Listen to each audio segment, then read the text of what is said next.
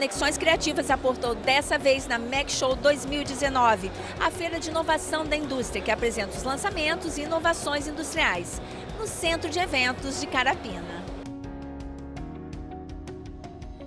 São mais de 200 marcas expositoras e cerca de 13 mil visitantes qualificados em busca de networking de novidades. A MEC Show é uma das principais feiras a reunir os maiores players dos segmentos metal mecânico e de petróleo e gás do país. Sandro, como funciona esse simulador? Bom, esse é um simulador feito especialmente para treinamento de trabalhadores, né, tanto da área portuária quanto da nossa área industrial aqui da nossa região. E ele serve para melhorar a produtividade desses trabalhadores na movimentação de carga. Então, esse equipamento que a gente trouxe para a feira esse ano, ele é o único simulador de ponte rolante do estado e a gente acredita que seja do Brasil também, mas e ele foi customizado para as operações do Espírito Santo. Então, a gente pode movimentar com ele peças de aço, containers e carga de celulose, né, dessas que a gente usa aqui na Suzano, antigo Fibria, né? Então, ele é um equipamento que ele pode trazer para o contratante que contrata esse treinamento um ganho de produtividade até 2 vezes o desempenho que o trabalhador tem no dia a dia. Esse foi um caso, por exemplo, que nós tivemos aqui em Portocel, para a própria Fibria Suzano, que os trabalhadores vieram para fazer uma reciclagem com a gente. Eles tinham uma determinada produtividade e ao final de 28 horas individuais na operação do equipamento, a gente conseguiu melhorar em pelo menos o dobro da performance desses trabalhadores. Além desse simulador, vocês trouxeram mais alguns equipamentos para a feira? A ideia era trazer equipamentos que o público pudesse interagir, né? Então, tanto o simulador, os visitantes vão poder sentar no simulador e ter a impressão de que está dentro de um guindaste. E trouxemos também um braço robótico que ele joga jogo da velha com o pessoal. Então, é bem legal também e ele mostra para os participantes como fazer uma programação de uma máquina dessa, de tal forma que ela possa interagir com outros equipamentos ou com o próprio ser humano. Sandro, qual a importância dessa feira? Essa feira tem uma grande importância no cenário capixaba, porque é o momento das empresas mostrarem o que estão produzindo e o que tem a vender, a comercializar, né? E é uma feira que vem gente do estado todo e até fora do estado para ver o que as nossas empresas estão produzindo. Então, acho que é uma feira muito importante e, como alguns anos mais recentes, já engloba também construção civil, automação, enfim, a indústria está toda aqui, né? A feira conta ainda com seminários, cursos, rodadas de negócios, visitas guiadas nas principais plantas industriais do estado e um showroom de produtos inovadores da cadeia de petróleo e gás.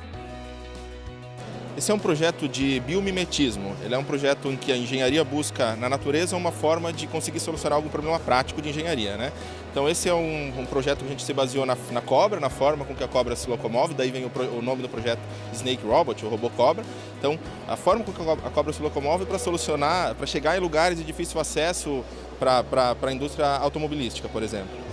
E o que ele facilita a vida da pessoa que está operando? Enfim, a gente teria que, para chegar nesse lugar de difícil acesso, por exemplo, embaixo do assoalho do carro, em algum lugar desses, o operador teria que se deslocar até lá.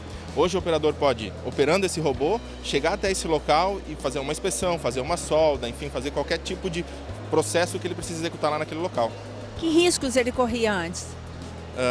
Riscos de sofrer algum tipo de acidente ou até mesmo de se machucar com solda. O operador está posicionado lá executando essa tarefa, você vai ter um robô executando esse processo, né? Então, teleoperando o robô e longe do risco, por exemplo. E que economia isso gera nos processos, efetivamente?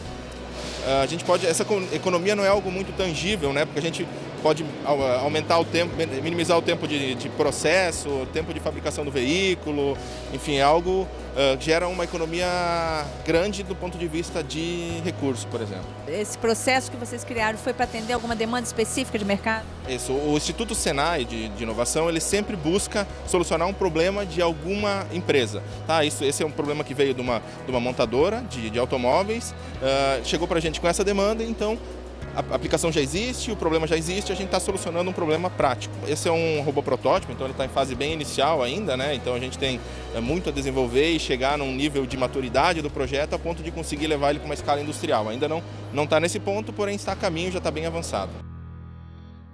No próximo bloco do Conexões Criativas, você vai conhecer Lisa, uma robô guia para cegos, criada no município de Serra.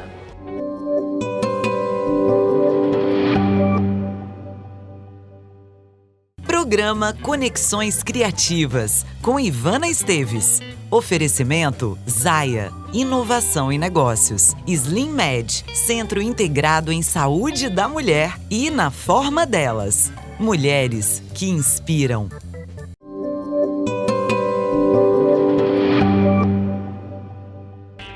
De volta com Conexões Criativas para conhecer a história de uma professora de robótica do município da Serra que criou um robô guia para solucionar os problemas dos deficientes visuais. O robô Lisa identifica objetos aéreos, buracos e procura o trajeto mais seguro para o deficiente se locomover, além de avisar quando existem objetos à frente ou ao lado. A inovação foi inclusive disputada pelos empresários acionistas do programa Shark Tank Brasil. Na Ilha de Inovação, nós encontramos a Lisa, um robô guia que auxilia o cego na sua locomoção. É uma invenção da Neide Selim, uma professora de uma escola pública da Serra, preocupada com uma aluna cega que sempre chegava à escola toda machucada.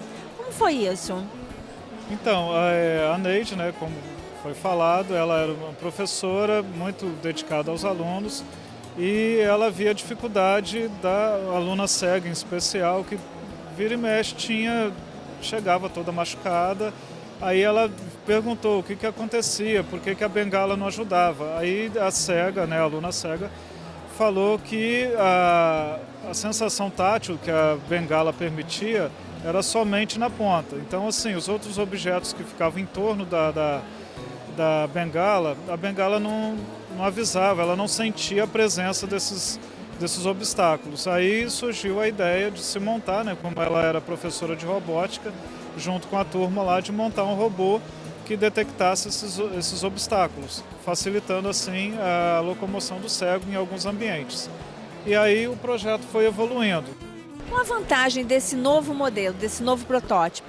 Então, esse novo modelo vem com umas novidades de acessibilidade, onde que o modelo antigo não permitia que acompanhasse o cego no subir escada ou subir numa calçada, porque o cego tinha que abaixar, levantar o robô e colocar em cima da calçada. Agora esse modelo novo já sobe junto, né, já tem a disposição das rodas e também já vem com a disposição para a câmera para identificar qual objeto que é. Com esse dispositivo de câmera, a câmera vai visualizar o objeto, ela tem uma tecnologia de inteligência artificial que vai traduzir e vai dizer para o cego qual objeto que é, se é uma mesa, se é uma cadeira, se é uma porta fechada, um sinal fechado, um carro, um caminhão, pessoas também, enfim, facilitando toda a ambientação do cego onde que ele está. Qual a vantagem em relação ao cão-guia, por exemplo?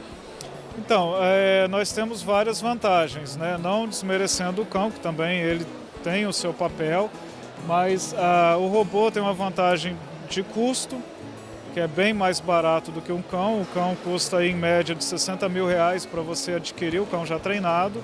A vida útil do cão chega a 8 anos, coisa que com o robô você vai trocando peças, vai trocando as versões dela, então sempre você vai ter o robô funcionando bem.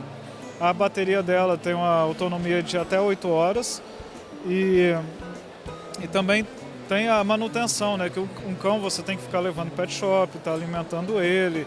Tem também o temperamento do cão, que às vezes não combina com o cego.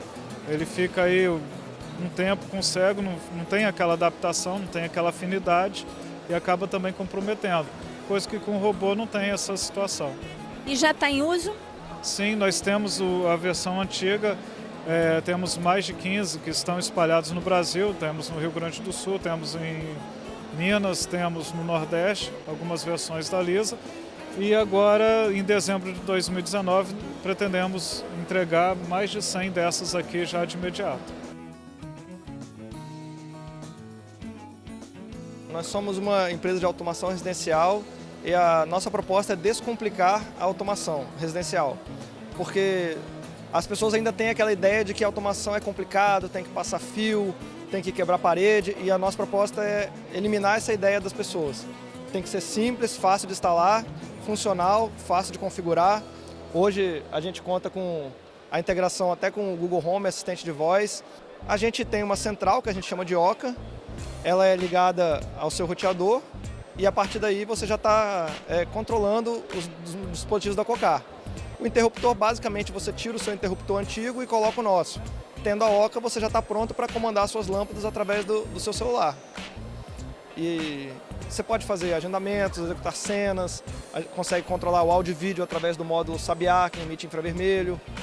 E é bem fácil, bem simples de configurar.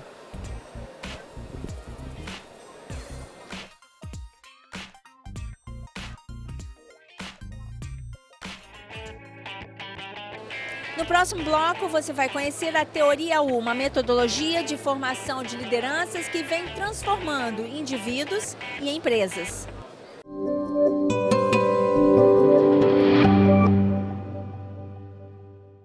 Programa Conexões Criativas, com Ivana Esteves.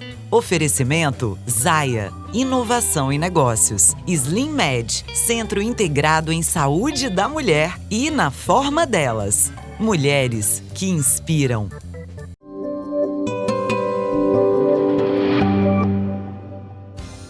Nesse bloco, eu vou conversar sobre a Teoria U e falar de colaboração e cocriação. Silmara, o que é a Teoria U? A Teoria U é uma jornada, é um processo que a gente percorre e quando você percorre o processo, você tem esse desenho do U, que você começa olhando o que existe e aí num mergulho, num aprofundamento que você faz, num processo de tomada de consciência, você se conecta com o que é essencial e quando você vai trazer para a prática o que você elaborou, o que você quer transformar, você faz um movimento de subida. E esse movimento de descida, mergulho, subida é que forma a figura do U e é isso que o Otto Scharmer chama de Teoria U. Qual o significado desse U? Que tem um desenho, né? Qual é o significado? Então, o U é a jornada em si, né? Ele começa num processo de transformação ou num processo de mudança, você começa olhando o que você tem. Eu acho que antes de olhar, tem um processo que é de compartilhar o propósito, né? Você poder conversar e se conectar com o que você quer construir a partir daquilo. Num segundo momento, de uma forma assim bem resumida, são basicamente 7 passos, mas a gente pode fazer isso de uma forma mais curta. No segundo momento, você vai olhar o que você tem com olhos frescos, né? Assim, olhar a sua realidade de um outro lugar, como se você nunca tivesse visto, para você poder ampliar o seu olhar. Num outro momento, você vai deixar aí aquilo que não te ajuda mais a chegar no caminho que você quer trilhar. Lá no fundo do U é o que o Otto chama de passar no buraco da agulha, né, que tem a ver com o portão de Jerusalém, que os viajantes para atravessar precisavam tirar toda a bagagem, né, e o camelo precisava se abaixar, e esse portão é real, ele existe, né, então para transpor esse portão precisava se desvencilhar de tudo que não era importante para que pudesse passar. E aí na subida do U, você vai olhar para o futuro e ver o que o futuro está trazendo para você. É o deixar vir. Aí a gente faz um movimento de cristalizar, de tornar claro esse impulso, esse propósito. E aí tem um processo que é de prototipar, fazer uma experimentação na prática e aí fazer e ver a coisa acontecer. O Otto Scharmer, ele prenuncia a questão de 3 disrupções. Que 3 disrupções são essas? Ele cria a teoria a partir da constatação de 3 grandes crises que nós temos, né? Que ele chama 3 grandes disrupções. A ambiental, que é o fato de que a gente está usando 1,5 vezes os recursos do planeta, né? Os recursos naturais, isso não se sustenta por muito tempo. A desconexão espiritual, então a gente tem hoje um número muito grande de pessoas, fala-se entre 800 mil, 1,5 milhão, às vezes as fontes variam, mas de suicídios anos, né, que aponta para uma desconexão das pessoas com o que faz sentido na sua vida, e uma crise econômica também, porque a gente tem uma concentração de renda enorme num grupo muito pequeno de pessoas. Então, dependendo do recorte do estudo, fala-se em 8 pessoas ou 26 pessoas detendo em torno de 90% dos recursos, das riquezas, né, digamos assim, do planeta, né, e milhões de pessoas em situação de extrema pobreza.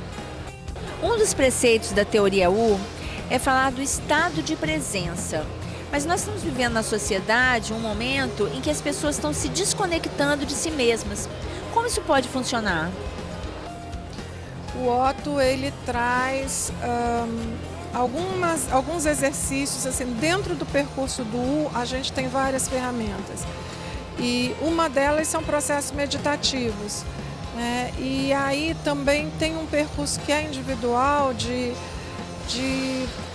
cada pessoa poder buscar a sua própria forma de conexão interna, mas de fato, presença é algo fundamental num processo de teoria U. É esse momento em que você para, se conecta, pode olhar para o que está dentro de você, e só desse lugar de bastante consciência você faz o movimento de construir alguma coisa para fora. E Silmara, como levar essa teoria para as empresas? Hoje, o Otto consegue juntar no mundo inteiro, uma vez por ano, em torno de 20, quase 30 mil pessoas estudando teoria U. É um movimento crescente. Ele tem muita adesão de pessoas que estão focadas em transformação social. E de transformação social eu não falo só de filantropia, mas de pessoas que querem atrelar o seu negócio lucrativo a causas e a resultados que sejam bons para a coletividade, né? E que tenham cunho colaborativo. Então a gente tem iniciativas, por exemplo, de pequenas empresas que compartilham espaços, né? Um grande galpão com várias pequenas empresas. A gente tem empresas com movimentos de troca. Isso vem crescendo muito. Nas grandes empresas esse movimento ainda é tímido, mas a gente já tem muitas organizações começando a fazer esse caminho. O Otto foi convidado, e acho que esse trabalho já caminhou, para pensar o novo processo de educação na China. Então é um projeto de grande extensão e a gente está esperando para ver o que vem, né, desse trabalho. Um dos preceitos da teoria U é liderar a partir do futuro que emerge. Isso quer dizer que o que tem valor é o novo e não mais o velho, o antigo?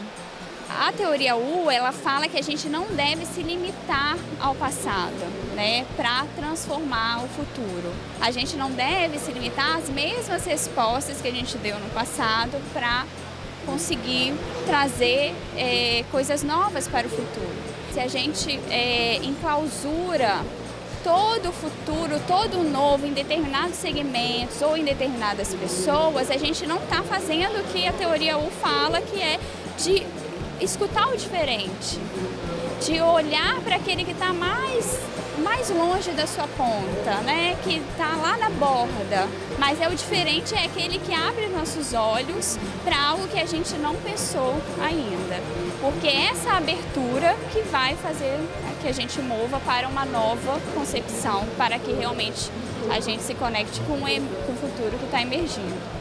E como formar lideranças com a teoria U? Hoje a gente tem uma crise de liderança não porque temos líderes individualmente não só bem intencionados. Nós temos líderes bem intencionados individualmente, mas temos uma crise de liderança coletiva, né? Como é que essas boas intenções coletivamente vão transformar realmente um sistema, né? Então a liderança ela tem que superar um estado de talvez arrogância, de debate, de oposicionismo. Enquanto a gente está no dualismo, a gente não consegue fazer um movimento nem de olhar para outros stakeholders, que é uma outra fase, e muito menos de gerar uma solução com outras pessoas. A gente acha que a solução só vai partir de um determinado nicho, um determinado lugar. É quando essa liderança não quer dialogar com com toda a sua comunidade empresarial. Muito tempo da minha carreira eu fiquei fazendo um papel de convencer o que o topo achava, convencia a ponta sobre o que o topo achava. Depois eu mudei para trazer da ponta informação para o topo decidir. E nenhuma dessas formas eu conseguia fazer com que eles se interagissem, né, que tivesse uma interação e conseguisse uma solução. Eu só consegui realmente mudar e fazer transformações quando essas pessoas sentaram e criaram a solução juntas, né? Criaram soluções e conseguiram ver a organização como um todo. Saíram dos seus departamentos, saíram dos seus nichos, do seu cluster para fazer junto. Vocês vão realizar um workshop em Vitória. Como vai ser esse workshop? Isso, no dia 17 e 18 de agosto, a gente vai realizar um workshop de imersão na teoria U, porque a teoria U, a jornada de aprendizagem dela, ela é válida quando você realmente faz uma imersão. Posso falar horas, você pode ter insights, mas a gente só realmente consegue fazer uma mudança quando a gente vive. Então são 2 dias de intensa imersão, com muitas ferramentas. As pessoas devem aprender em torno de 10, 15 ferramentas para fazer essa transformação e sempre de uma forma muito colaborativa. O Conexões Criativas fica por aqui. Eu tenho encontro com você na próxima semana para falar de meio ambiente, sustentabilidade, inovação, educação e indústria criativa. Aqui na TV Ambiental, a TV que te reconecta.